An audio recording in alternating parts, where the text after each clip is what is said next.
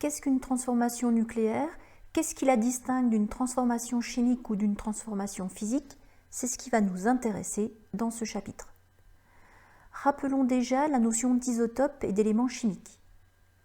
Des atomes qui possèdent le même numéro atomique grand Z et donc le même nombre de protons appartiennent au même élément chimique, qu'on symbolise de cette façon. Grand Z étant placé en bas à gauche et le nombre de masse en haut à gauche.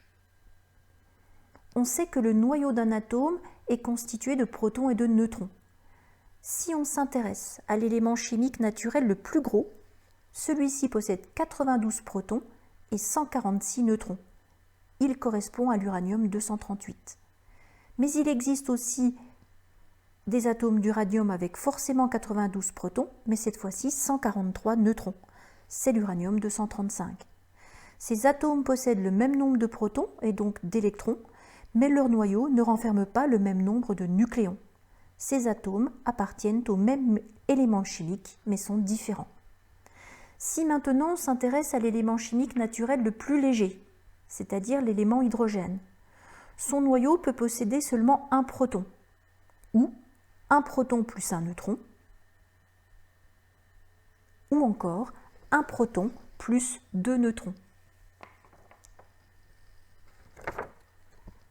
Ainsi, pour l'atome d'uranium, il existe l'uranium-235 et l'uranium-238, des atomes avec le même nombre de protons mais avec des noyaux comportant un nombre de nucléons différents sont des isotopes. Il existe 3 isotopes pour l'hydrogène dont les symboles s'écrivent de cette façon. Des atomes isotopes possèdent le même cortège électronique, responsable de leurs propriétés chimiques. Ils ont donc la même réactivité chimique. Par contre, comme leur noyau est différent, certains peuvent être instables et peuvent subir des transformations nucléaires. On dit alors qu'ils sont radioactifs. Étudions cette notion plus en détail grâce à la vidéo du site eProf. Une transformation nucléaire est une transformation au cours de laquelle il y a modification de la structure du noyau atomique. Elle peut se faire de différentes manières. Certains noyaux sont instables car ils contiennent trop d'énergie. Ils sont dits radioactifs. C'est le cas du noyau représenté qui, pour devenir stable, va se désintégrer en éjectant une particule et ainsi donner naissance à un nouveau noyau. Lors de cette étape, on observe également l'émission d'un rayonnement gamma. On schématise cette transformation nucléaire en plaçant le noyau instable à gauche. Il est appelé noyau pair. La flèche indique le sens de la transformation. Le nouveau noyau est appelé noyau fils.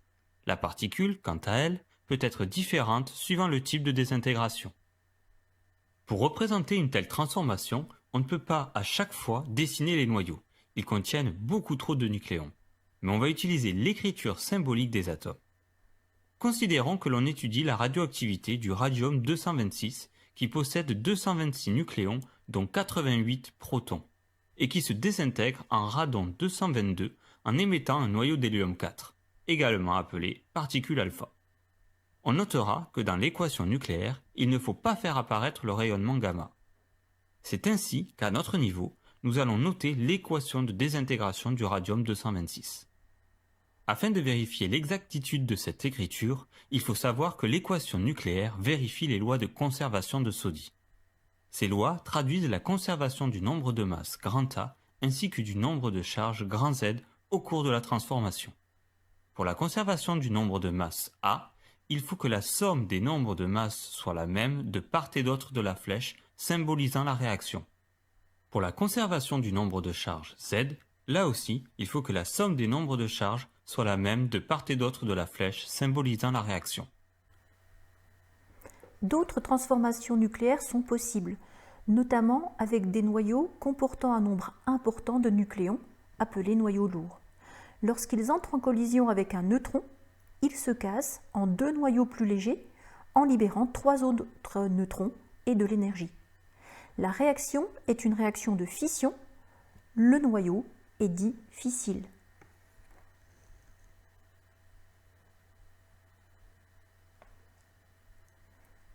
Cela peut être, par exemple, un noyau d'uranium-235.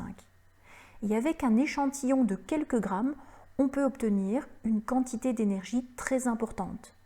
C'est ce type de réaction utilisé dans les centrales nucléaires. Donc, dans le cas de l'uranium-235, on peut écrire l'équation de leur réaction de la manière suivante.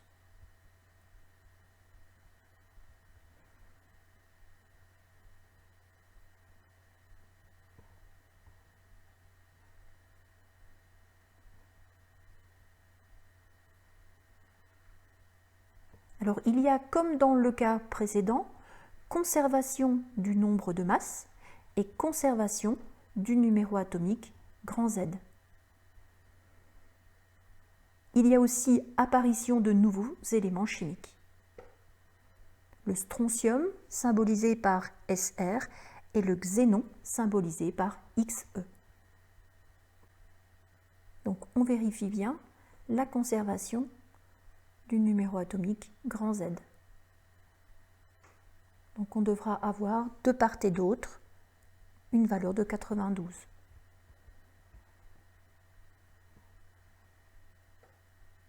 Au niveau du Soleil, et plus généralement au cœur de toutes les étoiles, les températures sont si élevées que des noyaux légers peuvent s'unir pour former des noyaux un peu plus gros et donc des atomes différents. C'est ce qu'on appelle la fusion nucléaire. Et cette réaction libère une quantité d'énergie énorme, bien plus grande encore que celle produite au cours d'une fission nucléaire, comme celle qu'on a vue précédemment et qui a lieu dans le cœur des réacteurs nucléaires, au niveau des centrales. Donc par exemple, il peut y avoir fusion de deux isotopes de l'hydrogène, qui sont deux noyaux légers.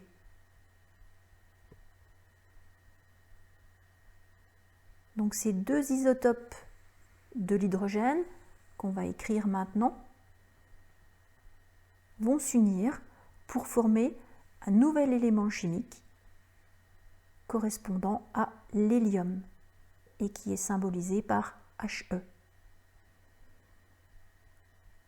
La particule formée également au cours de cette fusion est ici un neutron.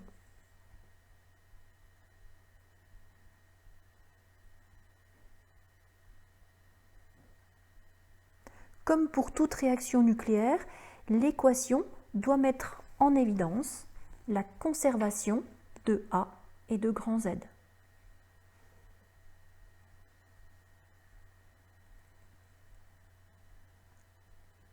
Ce qui est bien le cas sur notre exemple et pour toute équation correspondant à une réaction nucléaire.